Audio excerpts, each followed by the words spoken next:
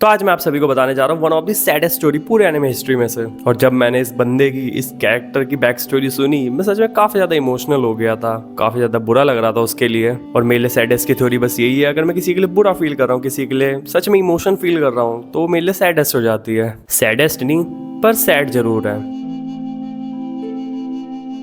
और ये कहानी एक ऐसे बच्चे की जिसका नाम है ज़ैरो, और उसने अपने स्टार्टिंग के 12 इयर्स कंस्ट्रक्शन कैंप में गुजारे, वहाँ वर्क करते हुए। यानी वो काफी ज्यादा छोटी उम्र से ही कंस्ट्रक्शन वर्क में लग गया था। यहाँ तक कि उसने जब अपनी जिंदगी का पहला वर्ड बोलना ही सीखा था, उसी के साथ वो ईंटें जमा करना और कंक्रीट मिक्स करना भी सीखा था। उसी से आप ये भी समझ सकते हैं कि उसकी लाइफ कितनी ज्यादा हार्ड रही होगी। अगर आप उसकी जगह अपने आप को रख के देखें, तो आपने जब पहला वर्ड बोलना सीखा था, तो आप क्या ईंटें जमा करना सीख चुके थे या सीमेंट मिक्स करना सीख चुके थे? मुझे पता है सबकी लाइफ एक जैसी नहीं होती, पर उसकी लाइफ काफी ज्यादा हार्ड थी। और ये तो सिर्फ स्टार्टिंग ही है। उसके फादर ने उसे स्लेव बना के रखा हुआ था, यहाँ तक कि नौकरों से भी ज्यादा बदतर हालत थी उसकी। उसके फादर, जिन्होंने ज़ैरो को बड़ा करा, वो काफी ज्यादा चुप रहते थे, वो काफी ज्यादा शांत रहते थे, मतलब बोलते नहीं थे। और वो जब भी अपने काम से घर आते थे, वो तब तक ड्रिंक करते थे जब तक वो सो ना जाए। यहाँ तक कि वो ज़ैरो से भी बात नहीं करते थे, वो तो उनके साथ ही रहता था। और उन्होंने शायद ही कभी ज़ैरो से बात करी हो। तभी ज़ैरो 7 साल की उम्र तक तो ढंग से बोलना भी नहीं सीख पाया था। और जब ज़ैरो अपने काम से घर आता था,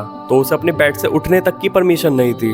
वो सिर्फ तभी उठ सकता था जब उसे वॉशरूम जाना हो, और वो भी दिन में सिर्फ 2 बार, वो भी 9 बजे से पहले ही सिर्फ। और जब वो रात को सोता था और नींद में इधर उधर होता था, तो उसका बेड काफी ज्यादा आवाज करता था, और उससे उसके फादर को काफी ज्यादा चिढ़ हो जाती थी। और इसी गुस्से में उन्होंने एक बार ज़ैरो को इतना मारा कि वो रात को अंगड़ाइयां और करवटें लेना ही भूल गया। यहाँ तक कि उसने अपने टॉयलेट को भी कंट्रोल करना सीख लिया था। और वो अपने पास रात को एक खाली लिकर बॉटल को भी रखता था कि अगर वो कभी होल्ड ना कर पाए तो उसी में हल्का हो जाए।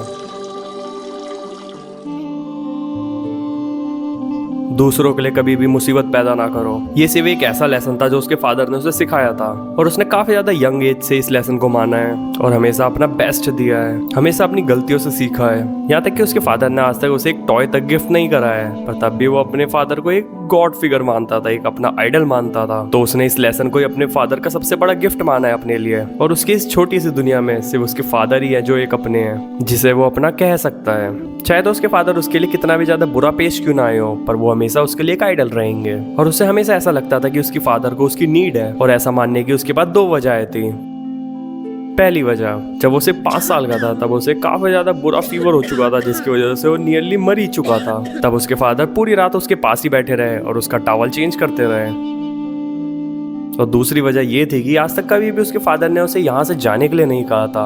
और इन 2 पॉइंट्स पे ज़ैरो को काफी ज्यादा यकीन था और प्राउड भी था। और एक दिन जब वो अपने काम पे था, तो ये बंदा उसे बताता है कि तुम्हारे फादर ने आज तक तुम्हें इसलिए नहीं निकाला क्योंकि तुम पैसे ला के देते हो उन्हें। मनी मन ज़ैरो को भी लगता था कि ये बात सच हो सकती है, और किसी बड़े से ये बात सुनकर उसे काफी ज्यादा गुस्सा आ जाता है। और वो बंदा बिना किसी झिझक के ज़ैरो का ये सीक्रेट सबके सामने बाहर ले आया, क्योंकि ज़ैरो के दिमाग में ये बात तो थी, पर वो इस बात पर कभी यकीन नहीं करना चाहता था। पर किसी बड़े के मुंह से ये बात सुन के उसे काफी ज्यादा गुस्सा आ जाता है। और क्योंकि अब बात उसकी प्राइड पे आ चुकी थी और वो गुस्से से भर चुका था, इसलिए वो उस पर अटैक कर देता है। और वो बंदा तो हमेशा उस छोटे लड़के को कुछ ना कुछ बोलता ही रहता था, पर जब उस छोटे लड़के ने पलट कर वार करा, तो उसे ये देख के काफी ज्यादा गुस्सा आ जाता है। और इस पॉइंट पे सिर्फ उस बच्चे को मारना ही उसे सेटिस्फाई नहीं कर पाएगा। उसने उस लड़के का मुंह अपने पैरों से कुचल दिया और उसके मुंह पे थूका, और फिर उसने अपने आखिरी जहर जैसे शब्द कहे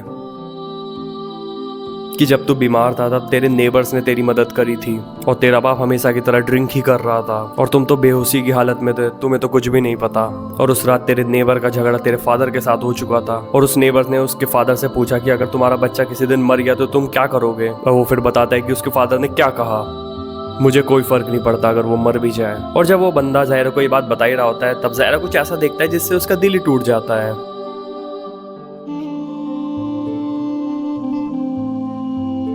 और उसके फादर उसकी आंखों में देखते हैं और ऐसा दिखाते हैं कि उन्हें कोई भी फर्क नहीं पड़ रहा, और वो वहां से चले जाते हैं। और उस दिन ज़ैरो को ये बात समझ आ गई कि इस दुनिया में किसी को भी उसकी कोई परवाह नहीं, कि अगर उसके फादर को ही नहीं पड़ी है कि वो जिए या मरे, तो उसकी लाइफ का कोई मतलब ही नहीं है। यानी कि अगर मैं जीऊंगा तो शायद से थोड़े पैसे कमा के लिए आऊं, पर अगर मैं मर गया तो उनके लिए तो और जगह ही खाली हो जाएगी। जहाँ पर उसके फादर ने उसे सिखाया था कि कभी भी किसी के लिए प्रॉब्लम्स खड़ी ना करना, और उसे अब समझ आया कि उन्होंने ये बात सिर्फ अपने लिए कही थी, और ये लेसन कभी भी उसके फायदे के लिए नहीं था, ये सिर्फ उनके ही बेनिफिट के लिए था। पहले उसे लगता था कि इस सबक में दूसरों का मतलब है सिर्फ उसके फादर, पर अब वो समझ चुका है कि दूसरों का मतलब है इंसान, ह्यूमंस, कि दूसरे ह्यूमंस के लिए कभी भी मुसीबतें खड़ी ना करो। और अब ज़ैरो को सिर्फ ह्यूमन नहीं रहना है। और फिर वो खड़ा होता है और पास ही में पड़े हथौड़े को उठाता है, और फिर